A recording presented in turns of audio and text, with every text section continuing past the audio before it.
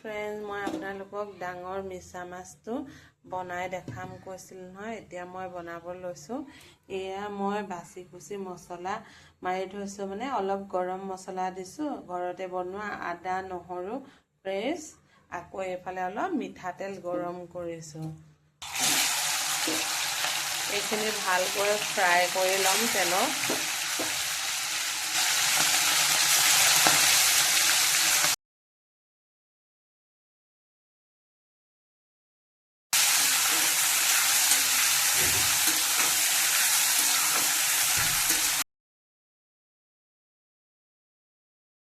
এটা দিন মই মছলা লগাই থৈছিলোঁ, গৰম মছলা, আদা নহৰু পেষ্ট, আৰু এতিয়া এইখিনি ফ্ৰাই হৈ থাকোঁতে মই আদা নহৰুটো মানে পেষ্ট বনাই লওঁ। মিছা মাছখিনি মোৰ ভাজি হৈ গ'ল। অকণমান মছলাটো ৰঙা পৰিবলৈ দিলোঁ।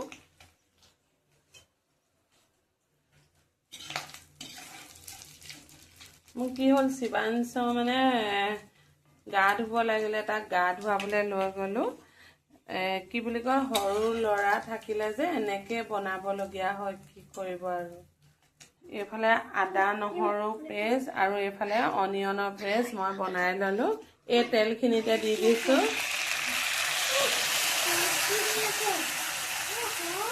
কাইলৈ ৱেডনেছডে। এইফালে বেলেগ আৰু তেল এড কৰা নাই।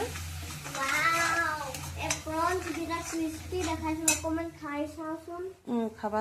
এয়া আদা নহৰু পেষ্টখিনি বনাই আছোঁ। অলপ মানে তেল এৰালৈকে ভাজিব লাগিব দেই।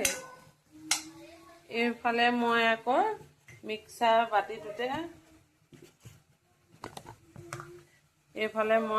বাতিটোত অলপ দুটা বিলাহী ভৰাই লৈছোঁ। গ্ৰেভিটো চাই দিব লাগিব, মই দুটাই দিছোঁ। এইখিনি মই প্ৰেছ কৰি লওঁ, এইখিনি সিজি থাকিবলৈ দিওঁ। সৰু ল'ৰা ছোৱালী থকা যে চেক মাৰি মাৰি কৰিবলগীয়া হয়। এতিয়া মই বিলাহী পেষ্টটো বনাই লওঁ। মই সোৱাদ অনুসৰি অলপ নিমখ দিছোঁ। এইটো পিংক সল্ট দিছোঁ দেই, মই মানে পিংক সল্টে ইউজ কৰোঁ। অলপ মই হালধি এড কৰিছোঁ। ইয়াত কোনো মছলা নিদিওঁ আৰু, কাৰণ মই আদা নহৰু আৰু মছলাৰে এটা সম্পূৰ্ণ দিন ৰাখি থৈছিলোঁ ফ্ৰিজত। সেইটো কাৰণে বেছি মছলা ইউজ নকৰোঁ, স্বাস্থ্যৰ কাৰণেও ভাল নহয়। এইখিনি বনাই হৈছে আৰু এইখিনি সিজা নিচিনা হ'লত এই বিলাহী পেষ্টখিনি দি দিছোঁ। এতিয়া বিলাহী পেষ্টটো কৰি লওঁ। বেছি তেল ওলোৱা নাই মোৰ, কাৰণ অলৰেডি মই ফ্ৰাই কৰোঁতে মানে মিছা মাছখিনি ফ্ৰাই কৰোঁতে তেলটো শুহি ল'লে, আৰু বেছি তেল এড নকৰিলোঁ, কাৰণ তেল স্বাস্থ্যৰ কাৰণে ইমান ভাল নহয়, প্ৰয়োজনীয়টোৱে দিওঁ মই। এইফালে মই তেজপাত দি দিছোঁ। তেজপাতটো অপশ্যনেল, ঘৰত যদি আছে দিব পাৰে। তেল ওলাওঁতে এইখিনি দি দিছোঁ। হৈছে এয়া, কাৰণ যিহেতু মোৰ বহুত তেল আছিলে মিছা মাছখিনি ফ্ৰাই কৰোঁতে, সেইটো কাৰণে মিছা মাছখিনি ইয়াত দি দিলোঁ। এতিয়া গোটেইখিনি একেলগ হৈ অলপ টাইম সিজি লওঁ। 5 মিনিটমান এনেকৈ কম জুইত সিজাম মই। এতিয়া মই ইয়াত পানী গৰম কৰি ৰাখিছিলোঁ। মই ঠাণ্ডা পানী নিদিওঁ দেই, যিকোনো গ্ৰেভিত গৰম পানীয়ে দি দিছোঁ। এতিয়া ধুনীয়াকৈ উতল আহিবলৈ দিম, একদম 10 মিনিটমান উতল আহিব দিম দেই। মোৰ চাটনি বনায়ো হৈ গ'ল। এইফালে গ্ৰেভিখিনিও হৈছে অলপ ডাঠ, দেখিছেনে বাৰু। আৰু মেলি একদম ভাত খাবলৈ লৈছোঁ। শিৱাংশে অলৰেডি খালে। শিৱাংশ, কেনেকুৱা লাগিলে? হয়নে? শিৱাংশে খালে, এতিয়া আমাৰ এওঁ খাব। এয়া গ্ৰেভি দেখিছেনে কিমান ধুনীয়া কালাৰ হ'ল।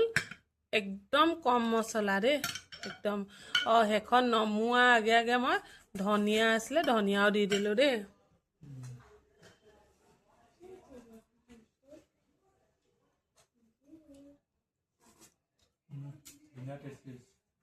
বহুত টেষ্টি ন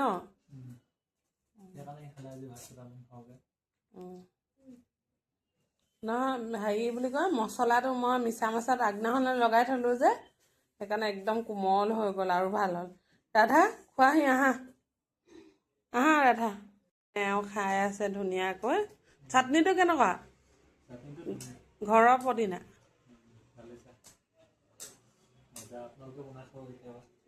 সঁচাকৈ আকৌ ৰাধা কেনেকুৱা টেষ্টটো ভাল লাগিছে আমাৰ ৰাধাই খাই আছে এইফালে সময়ো 9টা বাজি গ'ল সিমান শুব লাগে ময়ো খাই বৈ লওঁ দেউতাকে তাক খুৱাব আমাৰ আকৌ পাকঘৰ কাম থাকে কিবি আজিলৈ সামৰিছোঁ মই ভিডিঅ' এডিটিং কৰিবও লাগিব খাবও লাগিব সকলোৱে দিনবোৰ শুভ হওক তৃপ্তিত ধুনীয়া আছে আপোনালোকে বনাই খাব